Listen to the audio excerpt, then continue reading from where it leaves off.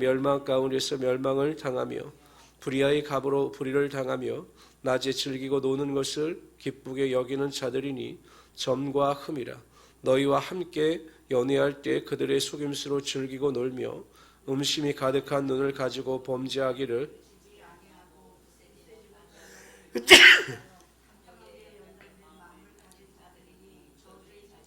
그들이 바른 길을 떠나 미혹되어 부울의 아들 발람의 길을 따르는도다.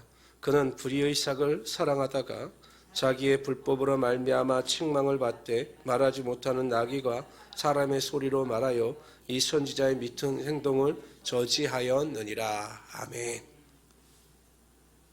오늘의 핵심절은 2장 9절입니다. 9절에 보면 뭐라고 말씀하시냐면 주께서 경건한 자는 시험에서 건지실 줄 아시고 불의한 자는 형벌 아래에 두어 심판날까지 지키시며라고 말씀하고 있습니다.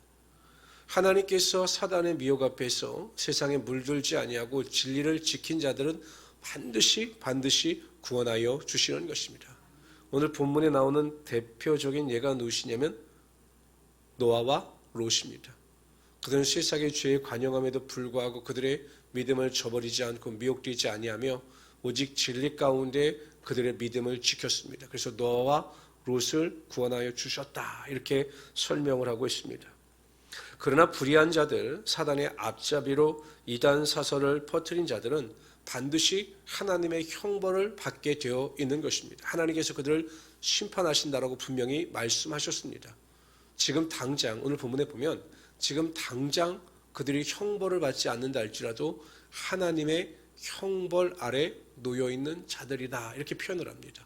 그러니까 반드시 그들이 잘못된 진리를 전함으로 말미암아 하나님의 심판과 형벌을 받게 될 존재다라고 밝히고 있습니다. 그러므로 성도들은 어찌하든지 사단의 유혹, 이단 사설의 유혹으로부터 벗어나 하나님의 진리 가운데 거하며 나아갈 수 있어야 한다는 것입니다. 그러니까 사단은 어떻게 성도들을 유혹하는가? 예수님의 예를 통해서 보면 대략 3가지 정도로 성도들을 미혹합니다. 첫째는 40일 동안 금식하여 계신 예수님께 사단이 찾아오죠. 40일 금식하셨다라고 하는 것은 영적으로 가장 깨어 계실 때입니다. 육신은 피곤하시지만 40일 동안 금식하시고 하나님과 깊은 교제를 나누셨기 때문에 영적으로는 가장 충만한 상태셨을 것입니다. 그런데 사단이 겁없이 예수님을 미혹합니다. 그렇다면 여러분, 저와 여러분을 미혹하는 것은 사단이나 마귀에게는 아무것도 아닌 것입니다.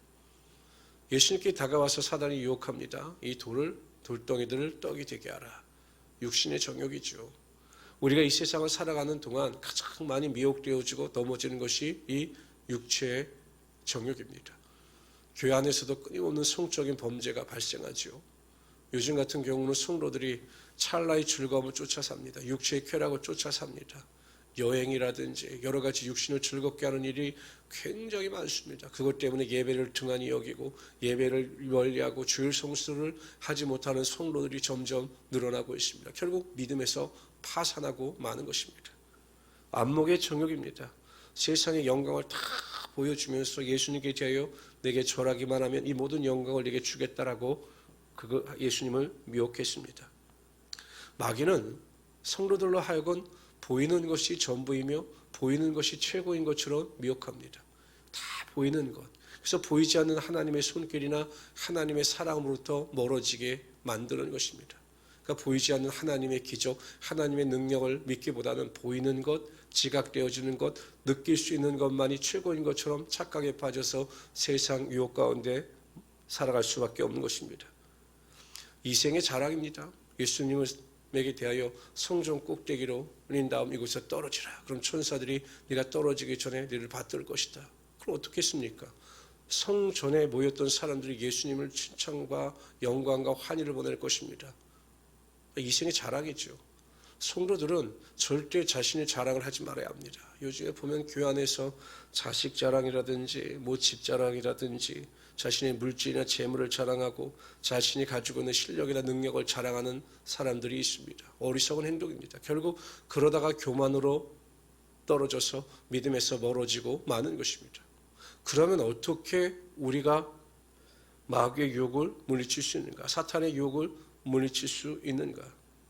사람들이 유혹에 넘어가는 경우는 분명합니다. 무엇인가 자신이 부족하다고 느끼기 때문에, 궁핍하다고 느끼기 때문에 마귀의 유혹에 빠지고 마는 것입니다. 즉 만족하지 못할 때 유혹에 빠지는 것이죠. 하와가 결국 자신에게 주어진 삶에 만족하지 못하고 선악을 알게 하는 열매를 먹을 때는 너희가 하나님과 같이 될 것이다라고는 유혹 앞에 넘어지고 말았습니다. 얼마나 자신의 삶이 만족한데 그것에 만족하지 못하고 더 욕심을 부리다가 그렇게 죄악 가운데 빠지고 말았던 것입니다. 이와 반대로 사도 바울은 어떠한 유혹이나 핍박 앞에서도 넘어지지 않았습니다. 그 이유가 무엇입니까? 빌립보서 4장 13절에 이렇게 고백합니다. 어떠한 형편에서든지 나는 자족하기를 배웠노라.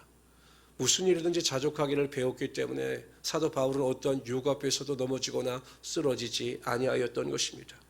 내가 처한 현재의 삶의 환경에 자족하고 만족하며 하나님께 감사하는 자들은 마귀의 유혹 앞에 넘어가지 않습니다. 내가 교회 생활에 만족하고 가정 생활에 만족하고 삶의 모든 형편에 대하여 만족하고 감사하는 자들은 항상 믿음 안에서 앞으로 전진해 나갈 수 있게 되는 것입니다. 그러나 자꾸 자신의 삶에 만족하지 못하고 불평과 원망이 가득할 때 사단이 찾아와서 미혹함으로 말미암아 믿음에서 넘어지고 마는 것입니다.